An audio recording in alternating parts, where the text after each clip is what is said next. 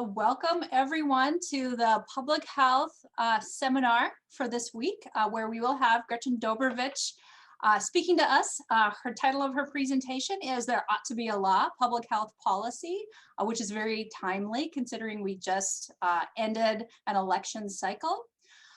Gretchen Dobervich serves as the Public Health Policy Manager for the American Indian Public Health Resource Center in the Department of Public Health at NDSU. Gretchen received her Bachelor's of Social Work from Minot State University and is a licensed social worker in the state of North Dakota. She is currently pursuing a Master of Public Health from North Dakota State University. Previously, Gretchen was the Vice President of North Dakota for the Minnesota-North Dakota chapter of the Alzheimer's Association. She has over 20 years of experience working in geriatrics, including caregiving, social engagement, professional and community education, care consultation, policy, admission, and marketing. Gretchen has presented at national conferences and events for various organizations, including the American Public Health Association, National Indian Health Board, Administration on Aging, Council of State Governments, Volunteers of America, and the American Aging Society. Gretchen currently serves as past president of the North Dakota Rural Health Association. She is a member of the National and North Dakota Public Health Associations, North Dakota Rural Health Association, American Legion Auxiliary, Daughters of the American Revolution Dakota chapter, North Dakota Farmers Union, and National Association of Social Workers of North Dakota. Gretchen was appointed to the North Dakota House of Representatives in 2016. She serves on the Human Services and Agriculture Committees. Her interim committees are Health Services and Natural Resources. She was elected House Minority Caucus Chair in 2019. Gretchen and her husband, Eric, currently live in Fargo. And I would love to turn this over right now to Gretchen Dobervich. Gretchen. Thank you, Dr. Hussess. So as Dr. Hussess said, my name is Gretchen Dobervich. I work in policy at the American Indian Public Health Resource Center, and I also serve in the North Dakota legislature. And so the first thing we're going to talk about is actually my disclosure statement. There's a difference between policy and politics. Policy is a course of action adopted or proposed by a government, and politics are opinions that someone has about what government should or should not do regarding actions they have proposed or adopted regarding an issue. This presentation is going to focus on health policy, much of which you will likely have a political view on. This is one of the slides that I also always like to start talks out with is can you spot the policy? In the age of social media, it can be really difficult to distinguish what is factual policy and what is politics and political rhetoric. So these are just a few memes that I pulled off the internet related to health policy. Can you identify the one that states a policy from those that state political views?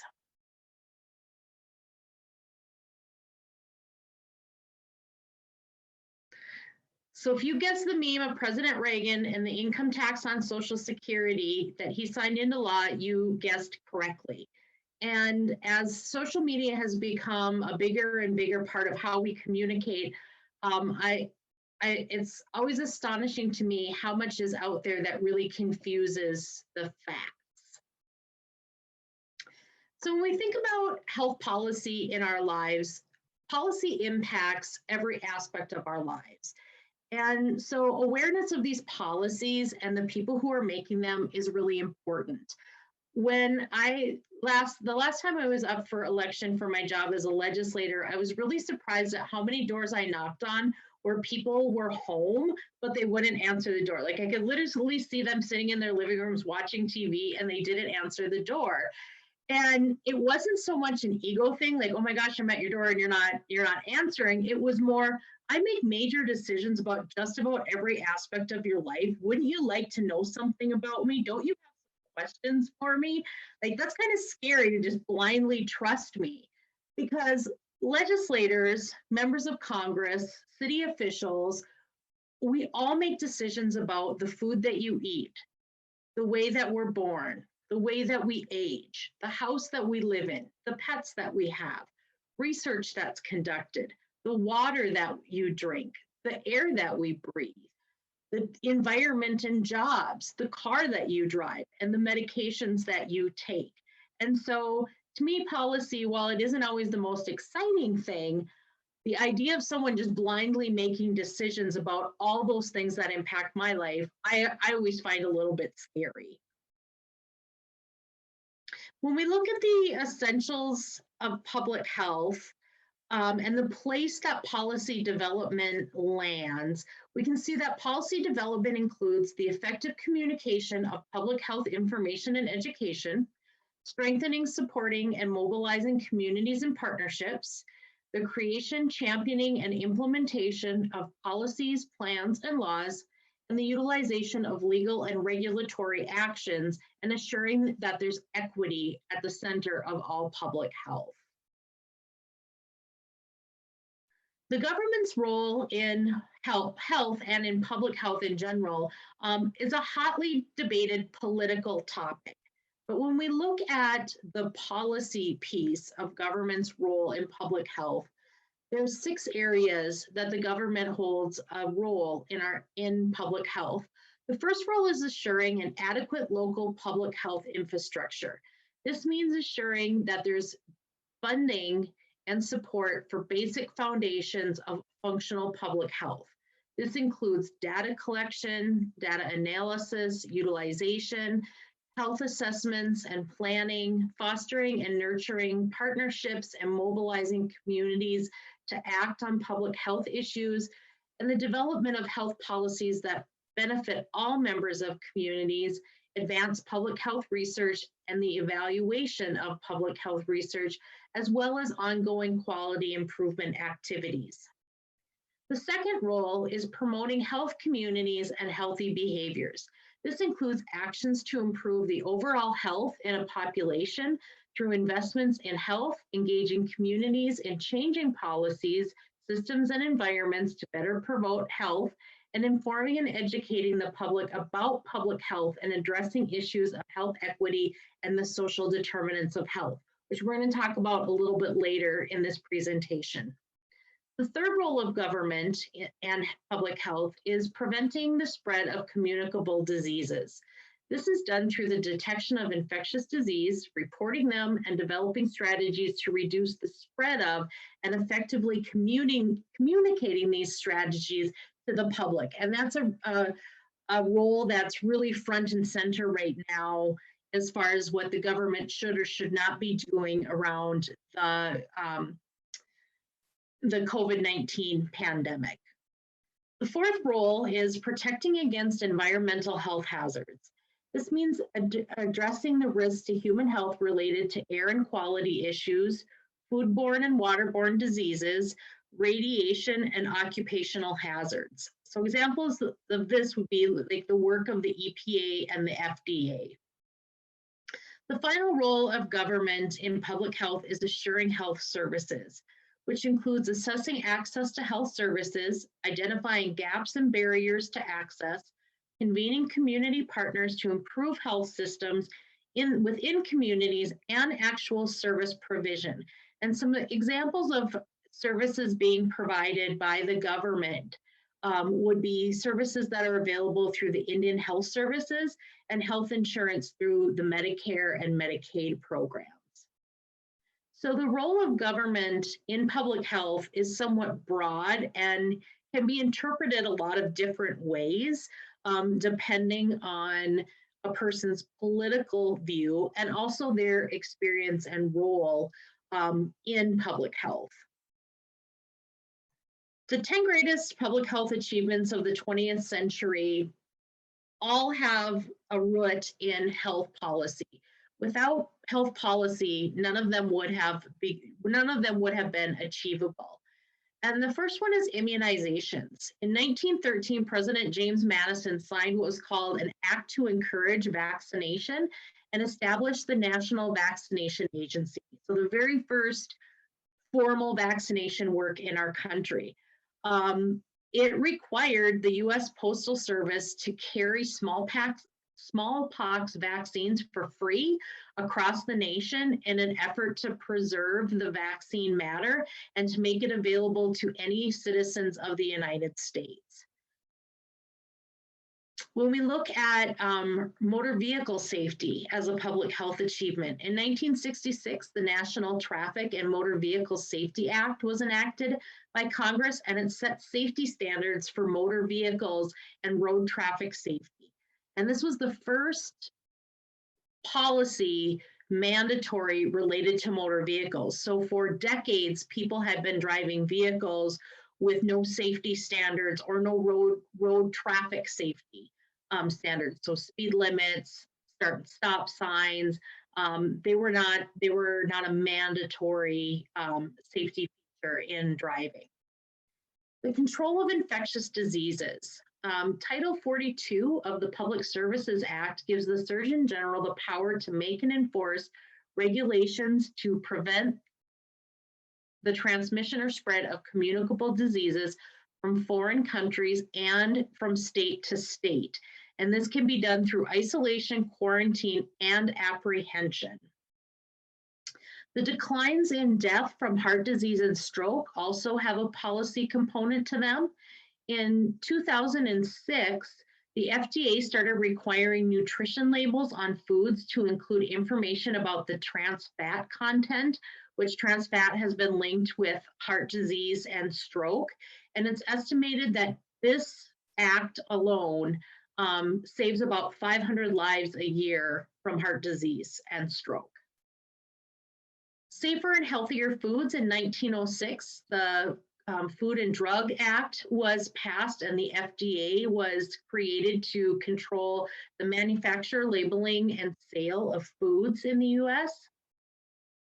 Healthier Mothers and Babies. The 1922 Shepard-Towner Act established direct federal funding for personal health services, and it required all of the states in the US to develop plans for how they would provide nursing care, home care, health education, and obstetric care to mothers.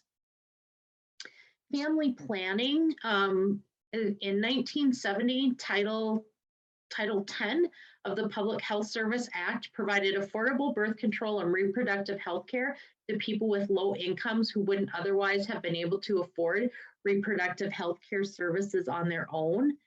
Fluoridation of drinking water. And this is another one of public health achievements that there's a lot of political views about. But in 1951, fluoridation became an official policy of the US Public Health Service. But to date, there's only 13 states that require fluoridation of water.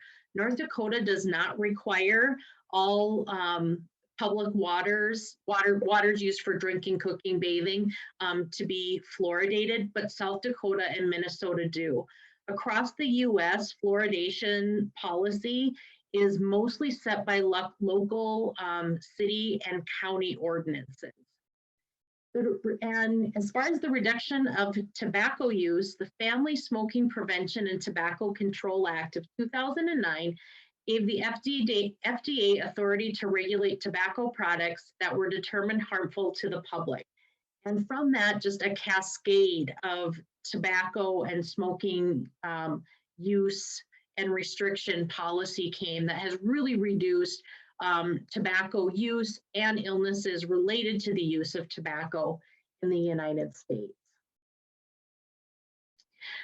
One thing about health policy and policy in general is that it's usually downstream and it's very reactionary. And that's a challenge when it comes to public health policy, which works upstream to prevent poor health outcomes. Some examples of places where we see this downstream approach would be in 1969, I always say this wrong, but the Cuyahoga, if you're from Cleveland or Ohio, I apologize, I always pronounce it wrong, river actually started on fire. A train was on the tracks and a spark flew off the rail tracks and hit the river. And there was so much sewage and industrial waste that had been dumped into this river over the years that literally the river started on fire. And this is a picture that was taken of the river being on fire. And in response, the Environmental Protection Agency was created in 1970. The National Research Act was signed in 1974. This created the National Commission for the Protection of Human Subjects of Biomedical and Behavioral Health Research. For those of you who are attending today who do research, IRB is a major component in the first step of research work that we all do. And this was created decades after many Americans' rights and welfare was violated in the name of research. And an example of this violation is the story of Henrietta Lacks, a woman whose cells were used without her permission, that are still being used today for the research and development of testing and new treatments for various diseases. And while there has been a lot of good health outcomes as a result of that use, she herself did not have any say in that. And then another example would be that in the 2007 census, it was reported that 45.6 million Americans were uninsured. And it wasn't until 2010 that the Patient Protection and Affordable Care Act was passed, which dramatically reduced the number of Americans who didn't have healthcare coverage. So as you can see, policy works downstream oftentimes, and you hear the phrase, the wheels of government are slow to turn. It can take a lot of time to get policy that it impacts people in a positive health outcome way passed through different levels of government. So the CDC has put together a diagram and a plan for the health policy process. And this really follows the process for developing most policy, even that's not health related. And one of the first steps in developing health policy is identifying the problem. In this stage, public health professionals collect and analyze data and relay that information through briefs and reports to lawmakers so that they can discuss the issue further and what might possibly be done. The second step is policy analysis. This is where you see literature reviews, environmental scans, community health assessments that help identify and describe the policy options. They assess, you assess the policy options and how they might impact health. Are they feasible? Oftentimes we know what could solve a public health problem, but is it feasible to do that? Is it economically feasible to do that? Do the financial resources exist to be able to do that? And what do we project the potential impact on health would be? Step 3 is strategy and policy development. Strategies for getting the policy enacted and how the policy will operate are developed in this stage. Public health plays a key role in this by providing scientific, evidence-based information on policy development, including providing expert input on drafting regulations and collecting stakeholder feedback. In step 4, the policy has been passed into law and it's enacted. This is the legislative process of a bill becoming a law. Public testimony by public health professionals, again, can be really key in hearings on health policy bills. Public health also makes procedural changes based on past legislation during this phase.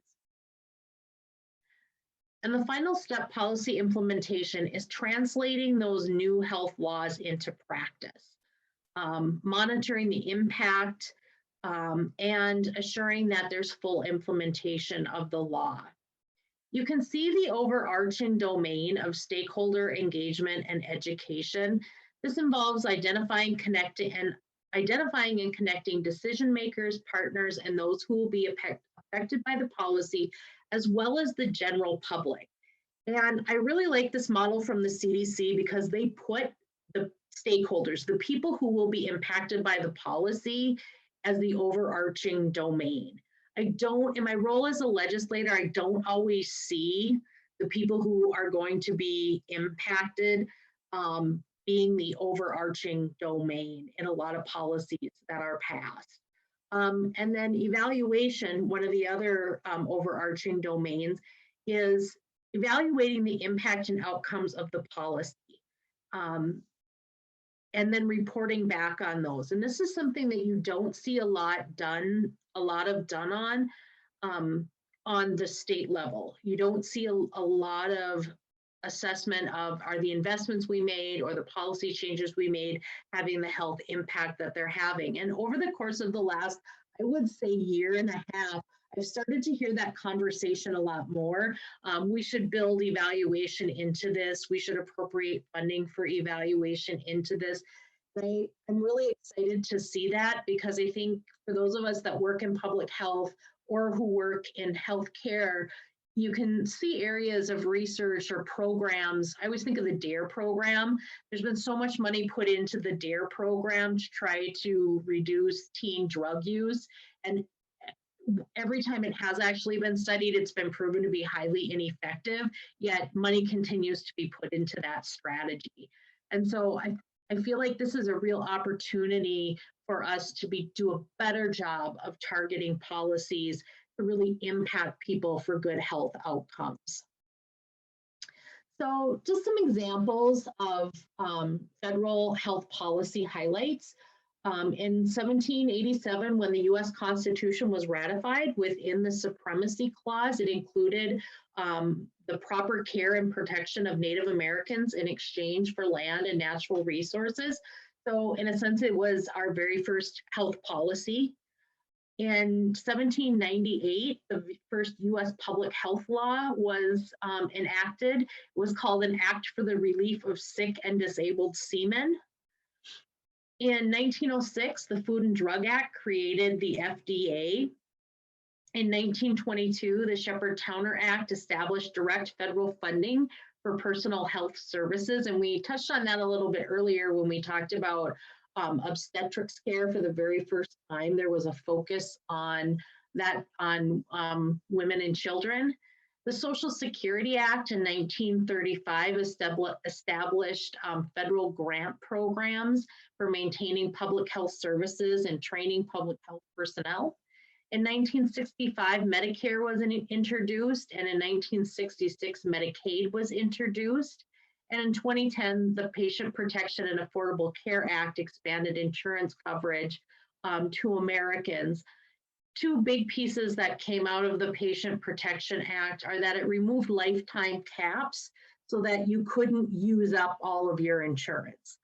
So for people with chronic illnesses, catastrophic illnesses, they didn't have to worry about, I've already used up all the healthcare dollars that are available. And for people living with chronic conditions, you can no longer be canceled from an insurance policy or not provided an insurance policy because you have a pre-existing condition. And this is huge when we think about public health's focus on chronic disease management. If you can't access the healthcare you need to manage that chronic disease, we're going to see bad health outcomes. It doesn't mean that they can't charge you whatever they want for it, but it at least means that you can get coverage. On a state level, some policy highlights, and I'm a little bit biased about the first one, but the Alzheimer's Disease and Dementia Care Act is a program, established a program in North Dakota where anyone living in the state of North Dakota has access to education about Alzheimer's disease and related dementias in terms of caring for someone with the disease and caregiver self-care.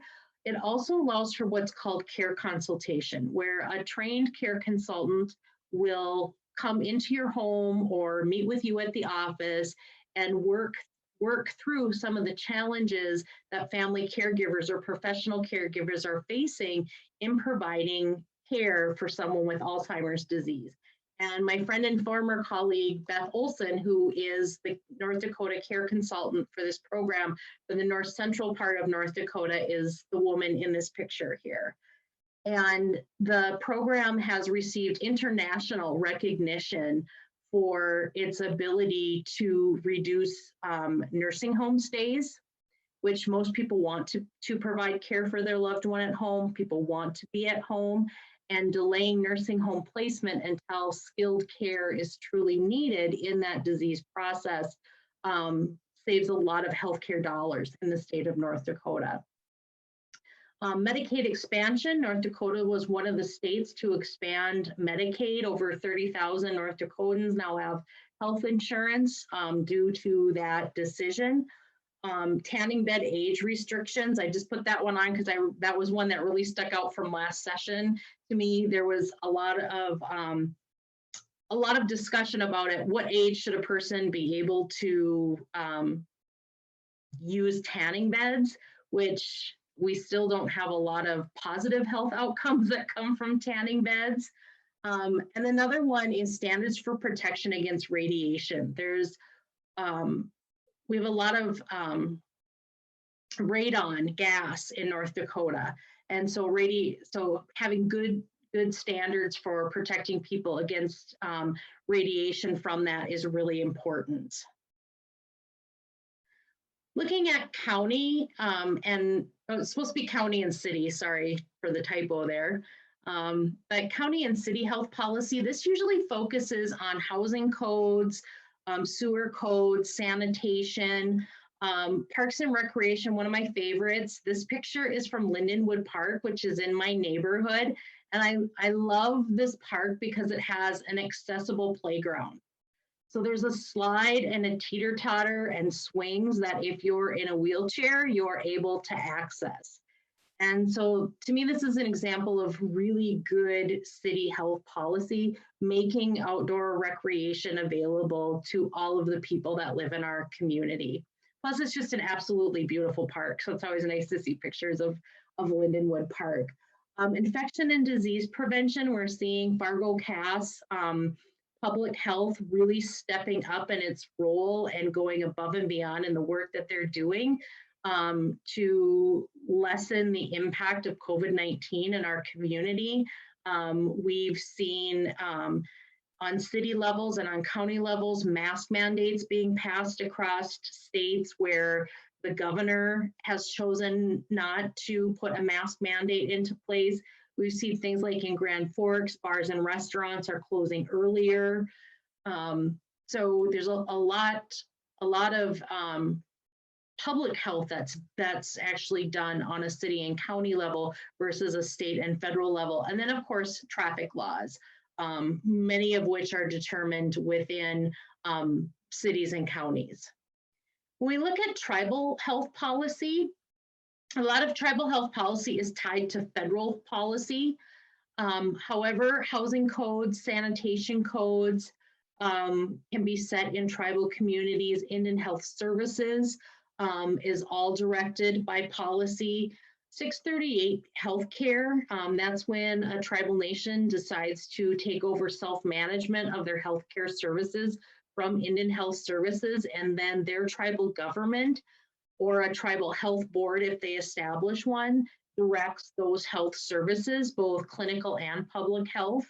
Research, many tribal colleges have now set up their own IRB boards, and tribes are setting up research initiatives. And then also traffic laws on tribal communities are set by tribal government. And a really interesting public health policy, tribal health policy, I think, is the MHA Nation here in North Dakota has a primary seatbelt law.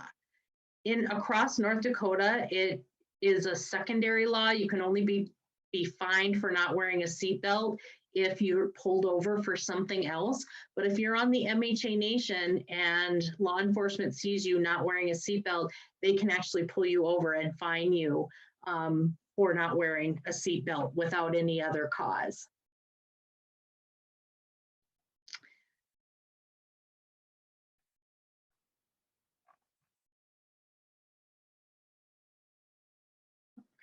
Oops. So when we talk about health and all policies, it's a framework for addressing the social determinants of health to impact overall population health and health outcomes. And health in all policies has become more and more important in setting policy beyond just public health policy, because we know that if we can impact the social determinants of health, we can have a much more dramatic turnaround in health outcomes for people. And the social determinants of health are the conditions in which we live, learn, work, and play, and they have a huge impact on our health. So this image kind of shows you all of the different types of policy that of social determinants of health that can be impacted. And one that stands out to me is housing. I didn't realize that one of the largest causes of asthma was poor housing. And so when we have people who are living in housing that has poor air exchange, where there's cockroaches, we tend to see people with at higher risk for asthma.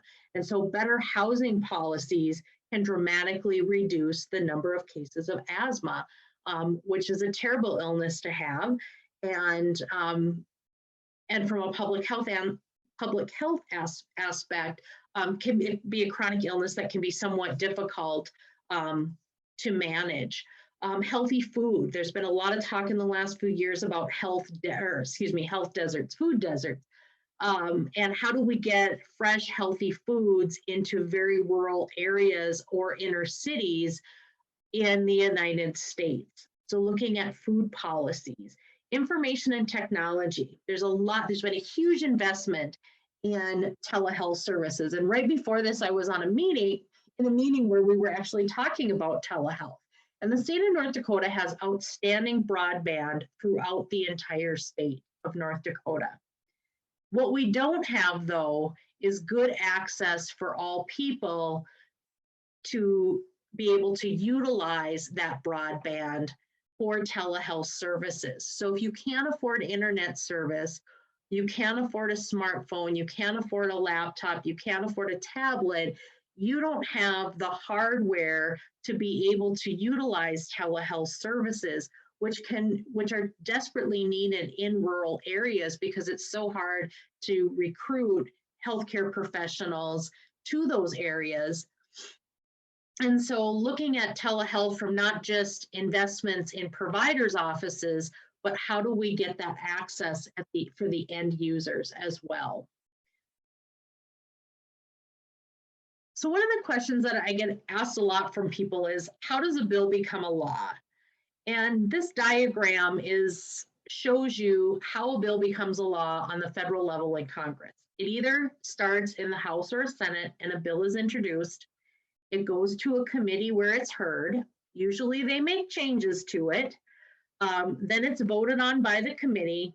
Then the House or Senate chambers have a full vote on it. Then it goes to, if it passes, it then goes to the president and becomes a law. A much more exciting way to learn about how a bill becomes a law is through I'm Just a Bill. Some of you will remember from Schoolhouse Rock.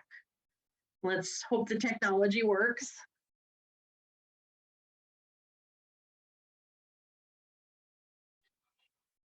Is it working?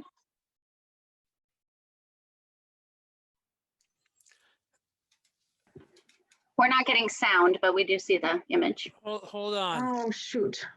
You need to go to The little pop-up button next to your mute button. Okay. So select same as the system, right? Okay. I think. Or it's the other one. Try the same as system, Gretchen. Do you see what we're referring to? Yep, I clicked Okay. it. Let's see if it works. Yep. Did it work? Nope. It must be the other Try one. the other one. You should pause your video though. Yeah. Okay.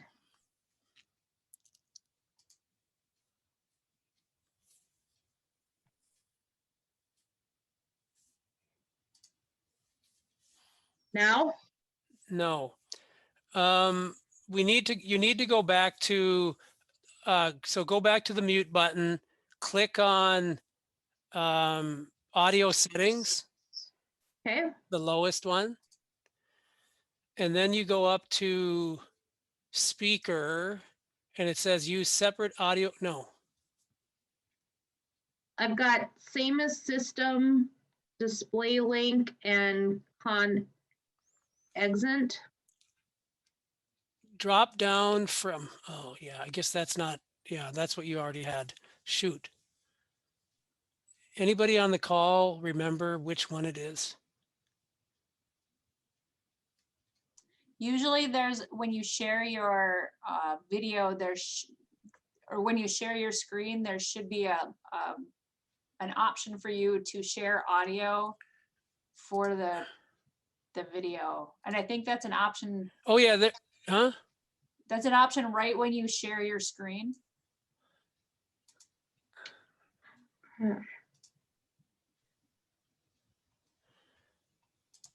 So do you want to unshare your screen, Gretchen? Why don't we try that? Unshare your screen. Okay, and now go back down that same up arrow thing. See if if there's anything under there that allows you to. Oh, there we go. I think I found it. Now is it working? Well, you have to share your screen. You have to share your screen. Okay. See, I knew I shouldn't have put a video in. I was like all nervous it wasn't going to work. Let's see if this works now. I think it's going to work now. Okay.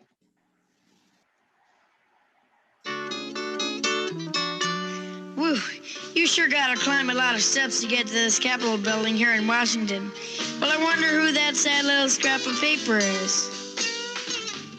I'm just a bill, yes, I'm only a bill, and I'm sitting here on Capitol Hill. Well, it's a long, long journey to the capital city. It's a long, long wait while I'm sitting in committee, but I know I'll be a law someday. At least I hope and pray that I will, but today I am still just a bill. Gee, Bill, you certainly have a lot of patience and courage. Well, I got this far. When I started, I wasn't even a bill. I was just an idea. Some folks back home decided they wanted a law passed, so they called their local congressman, and he said, "You're right, there ought to be a law." Then he sat down and wrote me out and introduced me to Congress, and I became a bill. And I'll remain a bill until they decide to make me a law. I'm just a bill, yes, I'm only a bill, and I got as far as Capitol Hill. Well, now I'm stuck in committee, and I'll sit here and wait while a few key congressmen discuss and debate whether they should let me be a law. I hope and pray that they will, but today I am still just a bill.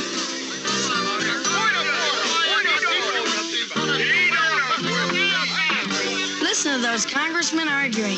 Is all that discussion and debate about you? Yeah, I'm one of the lucky ones. Most bills never even get this far. I hope they decide to report on me favorably, otherwise I may die. Die? Yeah, die in committee. Oh, but it looks like I'm going to live. Now I go to the House of Representatives and they vote on me. If they vote yes, what happens? Then I go to the Senate and the whole thing starts all over again. Oh, no. Oh, yes. I'm just a bill. Yes, I'm only a bill. And if they vote for me on Capitol Hill, well, then I'm off to the White House where I'll wait in a line with a lot of other bills for the president to sign. And if he signs me, then I'll be a law. I hope and pray that he will. But today I am still just a bill. You mean even if the whole Congress says you should be a law, the president can still say no? Yes, that's called a veto. If the president vetoes me, I have to go back to Congress and they vote on me again, and by that time you're so By old. that time, it's very unlikely that you become a law. It's not easy to become a law, is it? No, but how I hope and pray that I will. But today I am still just a bill. He signed your bill. Now you're a law. Oh, yes.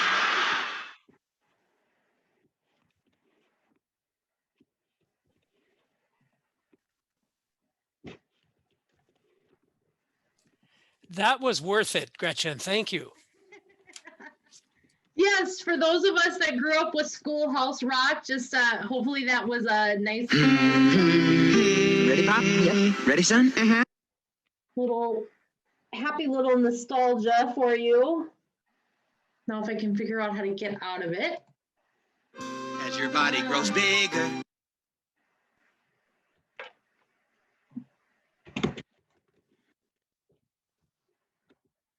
Okay, so 40 years later, I'm Just a Bill is still the process in which bills become laws in the United States. The process for bills becoming laws in North Dakota is pretty similar to how they're done in Congress, with the exception that all bills in North Dakota are introduced to committee and heard by a committee. And whether they pass or fail in committee, they're also voted on either the House or the Senate floor. So a bill isn't automatically dead if it isn't passed in committee. The North Dakota legislature meets every other year for 80 days, and this is by law in North Dakota's Constitution. In the last legislative session, which was 2019, there were 905 bills and 79 resolutions that were introduced during this session. Of them, the governor signed 527 of them into law.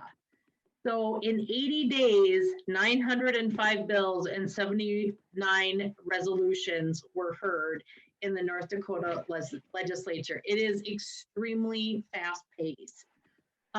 We have what are called in the interim session, and during that interim session, that's the year between legislative session, and interim committees made up of both representatives and senators meet and study issues for which a study resolution was passed during the last session. So for example, the interim health committee, which I sit on, studied approaches to reducing health insurance costs in North Dakota.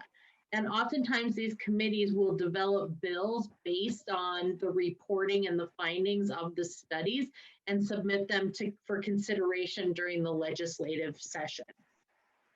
And North Dakota's legislature is slated to go back into session on January 5th of 2021, so just a few months.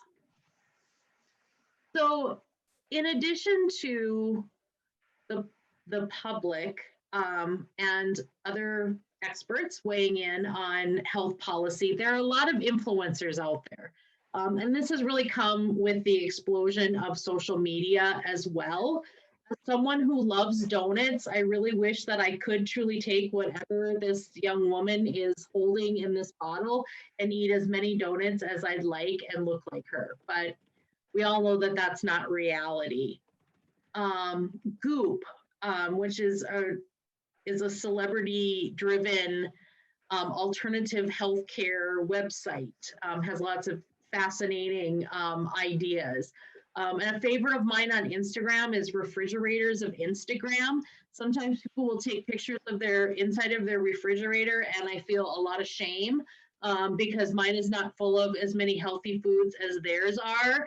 But then sometimes people take pictures of their refrigerators and post them on refrigerators of Instagram, and I think they got nothing but trash in there.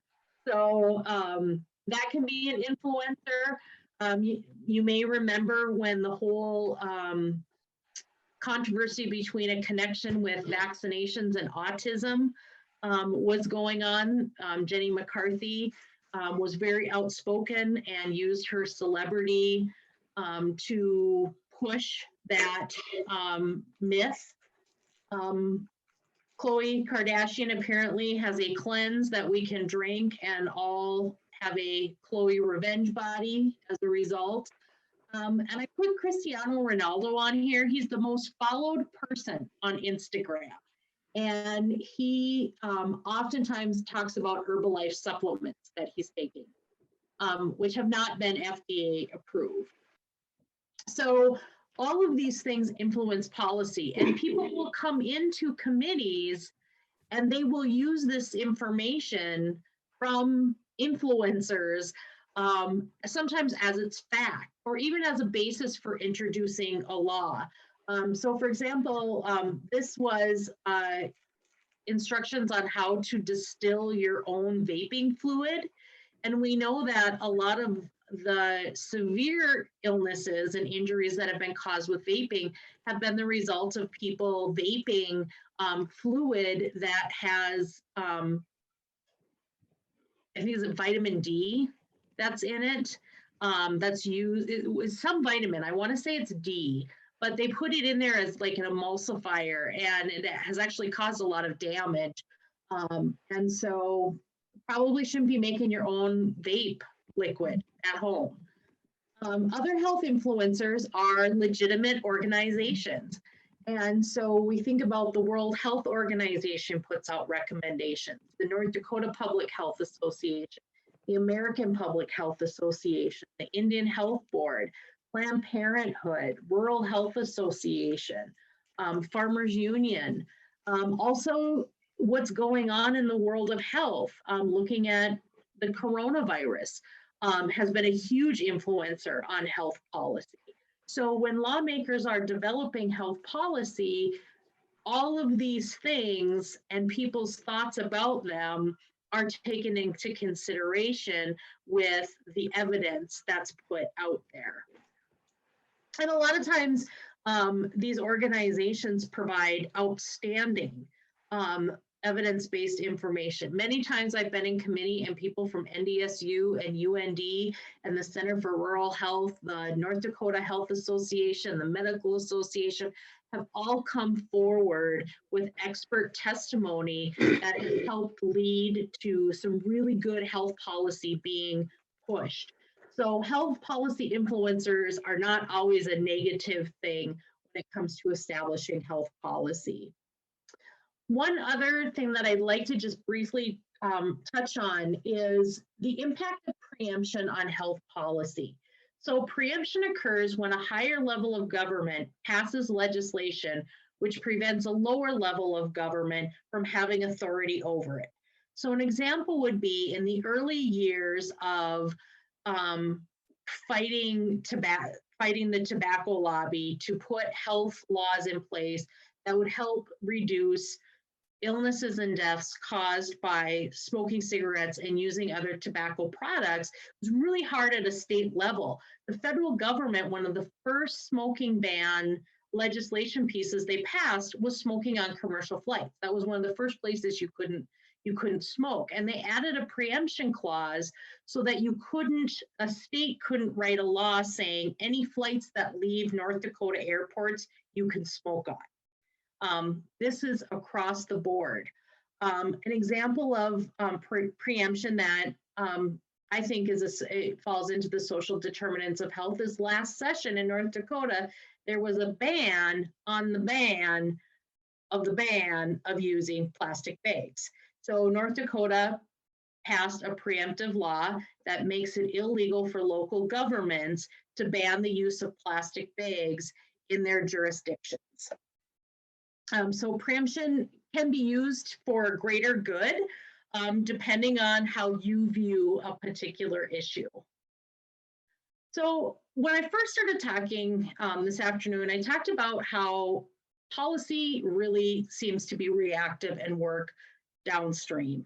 And public health is all about working upstream. How do we have a healthier population, and how do we solve problems in health before they become a health epidemic? And this can really be a challenge when it comes to making policy, because oftentimes you hear the phrase, that bill's just a solution looking for a problem. And you hear that a lot when upstream bills come, when we know that we could reduce X number of deaths by whatever, because it's not a huge glaring problem. Sometimes this phrase is used, but there are several things that we as public health professionals can do to help move health policy further upstream. One is assessing future risk. Being able to project by this date or by this time, we expect X number of people in North Dakota will suffer from obesity, and this is what we can expect for the impact on society, the burden from that health epidemic. Shifting to a preventative medicine focus and working to integrate public health and clinical health so that we're focusing on investments in preventative medicine. There isn't payment for a lot of preventative medicine, and we have a healthcare system that drives preventative medicine. While screenings are mostly covered now, sometimes they're limited by like age. I think about colon cancer screenings. Oftentimes insurance companies won't cover them until you're a certain age, yet we're seeing more and more young people who are developing and dying from colon cancer. I also think that one of the opportunities that public health really has is to engage in the policy-making process, providing expert testimony on bills that impact public health. And that can be a challenge because the process moves really, really fast. So reaching out when you see or hear of a bill, the Public Health Association, the Rural Health Association, professional associations usually really watch legislation during state legislative sessions, and they're always watching it on a federal level. But tuning into that when they send those updates or they send those alerts, reach out to your elected officials, or when there's a hearing, provide expert testimony if it's your area of expertise. The more scientific, evidence-based information that lawmakers have to work with, the more likelihood of a bill being passed. Now, that being said, you always do run into things like last session, there was a bill in front of the Human Services Committee that would make it illegal to smoke in a car with a child in the car, which I think we could probably all agree is not a good health practice, especially for children. That bill failed in committee and failed on the floor. And there was a lot of evidence prevented. But don't let that discourage you. You are the experts, and so hearing from you is really important. And the other thing is working to elect leaders who are committed to population health, who are committed to climate change and the impacts of that climate change. So when it's election season and someone knocks on your door, feel free to answer it and interview them. How do you feel on this issue? What would you do about this? So that you can make an informed decision about casting your vote for someone that you feel is really committed to the state, the country, the city, the county being the healthiest that it can. So this is a graphic that many of you have probably seen before about how a bill becomes a law. So you see the bill introduced as a tree with double swings. Then it goes to a committee where it gets amended and it's made into one big swing. Then it goes to a second reading where it gets further amended to be moved from one side of the tree to the other side of the tree. It gets enacted and sliced into the tree. Then it goes for funding from a budget committee, and you can see there's no tree or funding available. Then it's implemented by a state agency as a broken swing.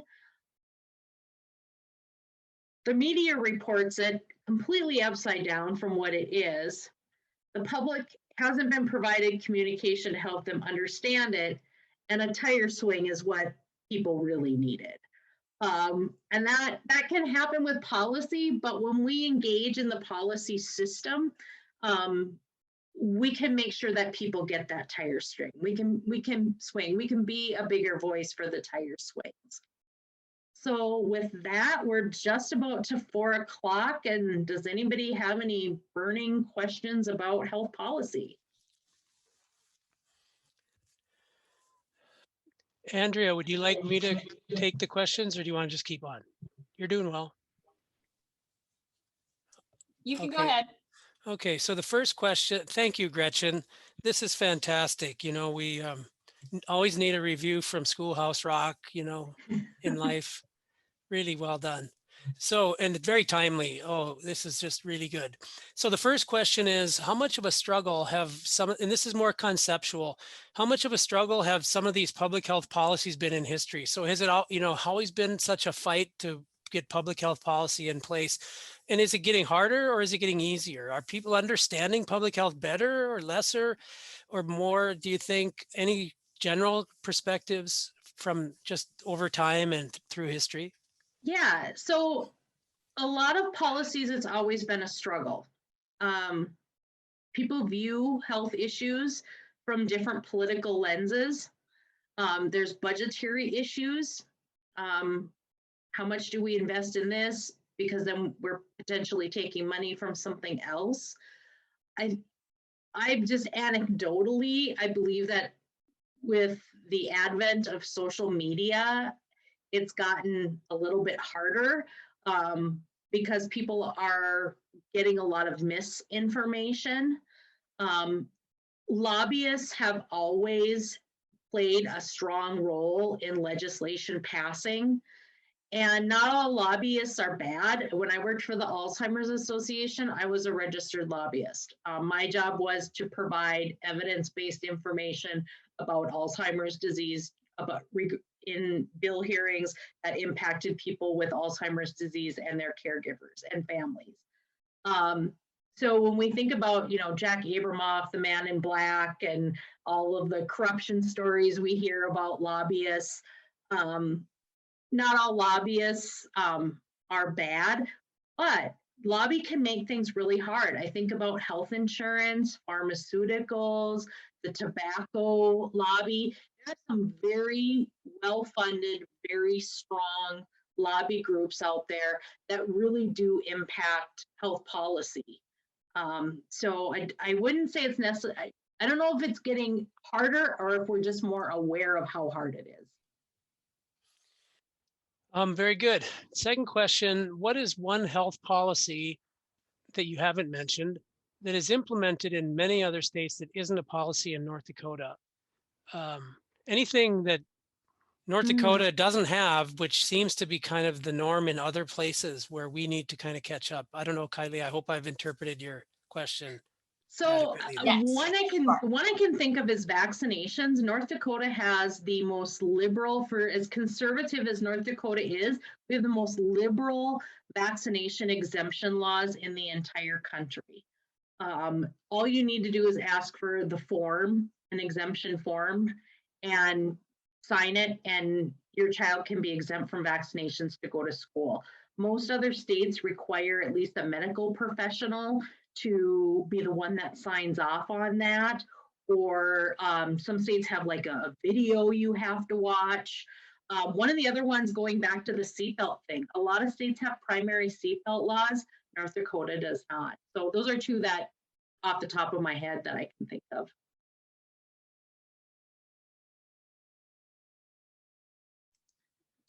Good. The next question we might need help with that just says from Rebecca Quinn, funded hospital discharge database. Is that an example? I don't know, Rebecca, Yes, feel free to go ahead.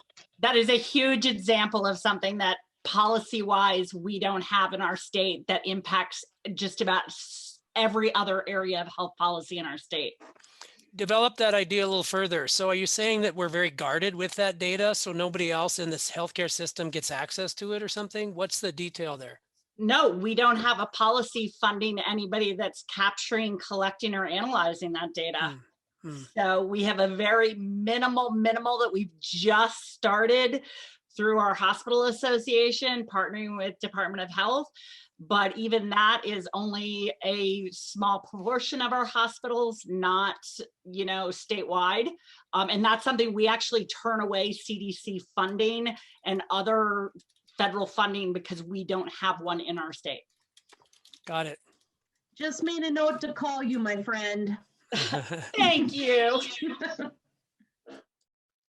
Gretchen, I have a question because you had mentioned how information can be provided to lawmakers to educate them about some of these policies that are put before them.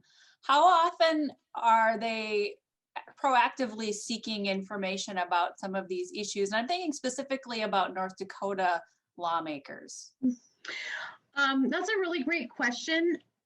Some lawmakers are really organized and really good about reaching out to people and encouraging them to come and provide testimony and follow the bill and try to give you as much time, notice ahead of time that the bill hearing is coming up.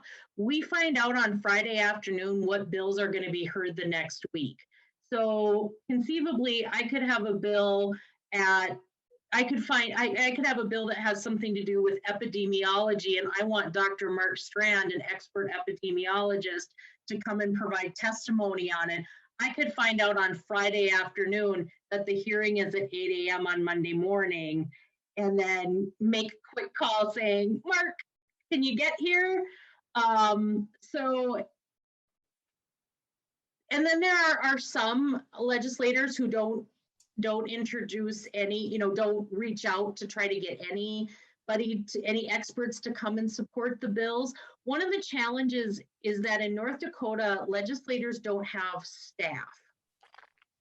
So we do all of our own research. The Legislative Council can provide us with some research, but for the most part, you're on your own to develop your bill that you're introducing, do the research on it, and really get the stakeholders together to support it. And we have a citizen legislature, meaning it's not a full-time job. And there are a lot of legislators that work a full-time job and are legislators. And so it's not a perfect world for being able to organize that. And so you really do the best you can. Also, as citizens of the state, everyone has the right to come and provide testimony. So Andrea, you could see that there was a bill, something geriatric coming up, and you could just come, show up for the hearing, sign your name on the list of people that wants to speak, and go up it and provide testimony. You don't have to be invited by a legislator to come and do that. And when people from the community come and speak, there's a lot of weight that's put on that testimony. And if you can't physically be there, writing emails to legislators, making phone calls. I can remember, I think it was last session or the session before, where there was going to be some cuts to the nursing programs in the university system. My phone started blowing up at like 7 o'clock in the morning, and it was continuous emails and phone calls coming in from nursing students. And by the end of the day, and I wasn't tied to that bill at all, by the end of the day, that bill was gone. So it does have an impact. Yeah, Gretchen, sorry, if I could have a follow-up to that. So you just touched on something really important, because to what extent do these emails and phone calls that people make, how impactful are they? To what extent do they actually impact a lawmaker's opinion or the way they're going to vote? Are they actually that impactful? They are very impactful. There are some legislators that really don't read their emails or check their voicemail, but those are pretty far and few between. We work for you. The people of District 11 that I represent as a legislator, they're my boss. And if I want to keep my job, I need to do my job, and I need to be responsive to them. I can remember many, many years ago with the Dementia Services Bill, when that bill was in the Senate, going to the committee and overhearing a senator say to another one as the bill was coming up, oh, this is that Alzheimer's bill that I keep getting all the phone calls and emails about. So enough people, and she represents a very rural part of North Dakota and still does. And there were so many people from her rural district that reached out to her about what a difference this could make, that it literally had that kind of an impact on her. So your emails, your phone calls, your letters have just as much weight as you being able to show up in public. I've gotten letters from people that I'm actually introducing a couple bills this session, literally based on an email or a letter that I received from a constituent. All right, next question. This is really pertinent. We've heard from our state and local leaders that we can't enforce a mask mandate. And yet other states, I think, are enforcing mask mandates with penalties or fines. What would be needed in North Dakota to have a mandate and then be able to enforce it? That's a really great question.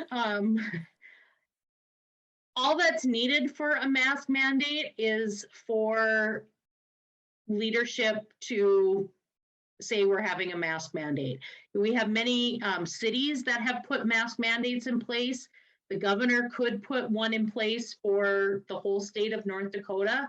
As far as enforcement, You know, we have limited law enforcement resources. So, you know, do we want to pull police from the work that they're doing to chase around people to make sure they're wearing masks? Perhaps not. But what we do know is that in states where there are mask mandates, they're working.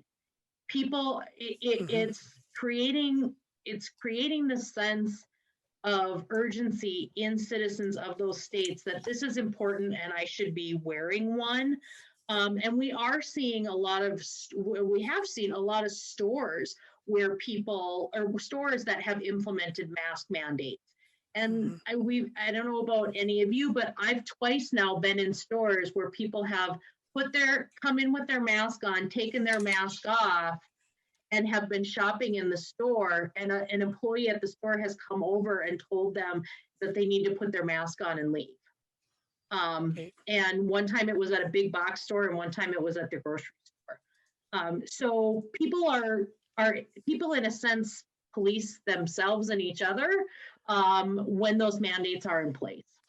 Would it be possible to impose the mandate on the business or organizational level? So instead of having the thought of police tracking individuals down and wagging a finger at them or issuing a citation for not wearing a mask, to basically do that at the, like say the restaurant or the bar, somebody goes there and they said, you know, nobody was wearing a mask. Well, then the management didn't enforce it. Is that a possibility, or is that even worse or harder? It could be possible if the power was given to businesses to do that. I think what we are seeing is that a lot of businesses prior to mask mandates self-selected their businesses to have a mandate, and they're a private business, they can refuse service. So they can tell people, if you're not gonna wear a mask, you need to leave now. And if the person gets unruly, then, you know, that's where you call law enforcement in. Okay. Do we have any other questions for Gretchen?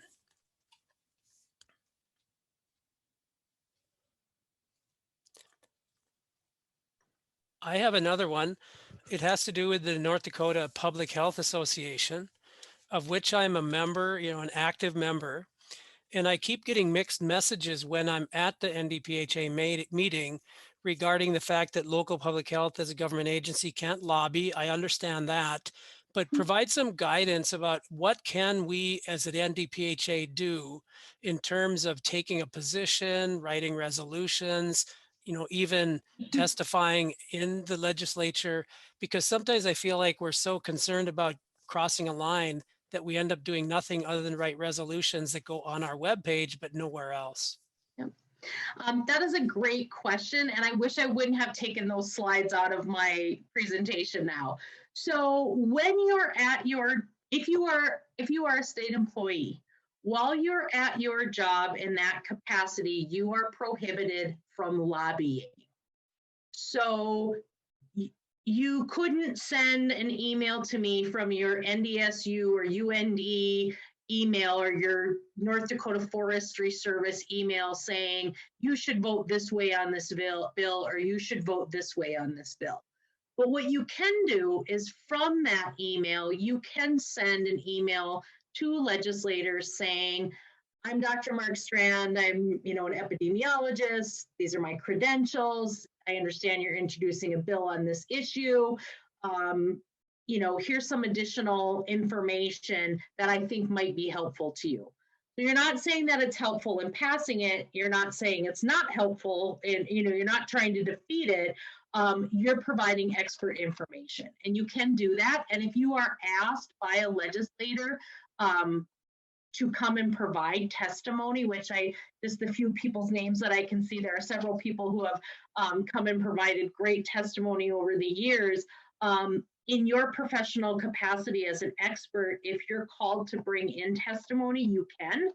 I also see people come on their free time as citizen Mark Strand or citizen Gretchen Dobervich. And there will be many times where someone will say, my name is so-and-so, I'm employed by this division of government. However, I have taken vacation time or PTO time to be here today to testify on, or to provide testimony on this bill from my personal opinion. And a lot of times associations will have someone from their organization talk about those resolutions or provide testimony. I think public health is kind of tricky because the vast majority of people who work in public health in North Dakota work for the government, whether it's the state, the local, or the county.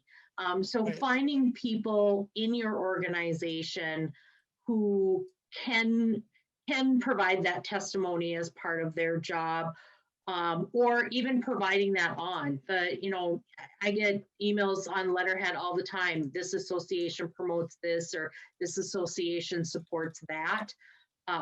So that's how you can walk that fine line. Excellent. Thank you. Good. Other questions that we have from our we have a nice group of attendees here today. Feel free to just go ahead and speak out your question yourself. Gretchen, I have one more question, and I don't know if we can answer this, but you'd mentioned at the beginning the difference between policy and politics, but politics, is at the forefront at this point in time. And I'm thinking of, you have red states, you have blue states, and you have individuals who want limited government or who want expanded government. Do you feel that there's a difference in terms of the ease of being able to pass some of these public health policies in blue states versus red states? Is it easier to pass some of these issues in, for example, the Minnesotas of the United States versus the North Dakotas of the United States? That's a good question.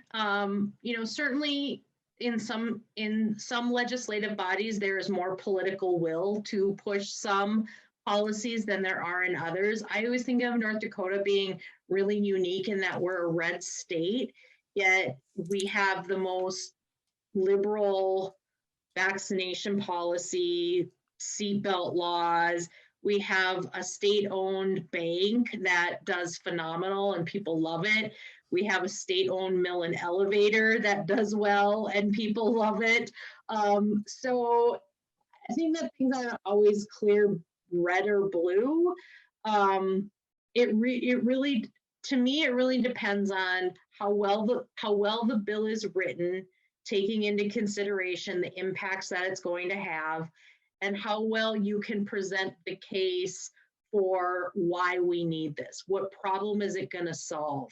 And how is it going to solve it? And what's the impact going to be? And that's where I think public health professionals really can play a huge part in getting legislation passed that maybe some people think won't pass because we're a red state, or would pass in Minnesota because they're a blue state.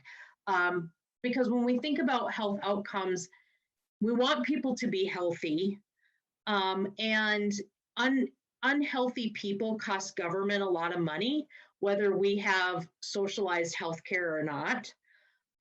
And so we all have a vested interest in people being healthy. Employers need healthy employees to do their work. And so when we look at all of the potential outcomes and costs and impacts, that can really make the case regardless of whether you're a red state or a blue state. And I say that, and we don't have a national health care system. So it really depends on the policy. Some people have very strong feelings about that. So thank you. That question, unless there's any others, that was a wonderful answer to a really important question, and maybe a good place for us to wrap up. We have a full docket of seminars coming up in the spring. And we really appreciate Gretchen coming in and talking to us today. And we really appreciate the work that you're doing and the impact that you're having on public health in North Dakota. And we appreciate you coming and talking to us today about this really important topic. So thank you so much. Thank you. I know policy is not always the most exciting part of public health, so I appreciate everyone who came to the seminar this afternoon. We I had a hope it wasn't too dry. great turnout and a wonderful presentation. Goodbye, everyone.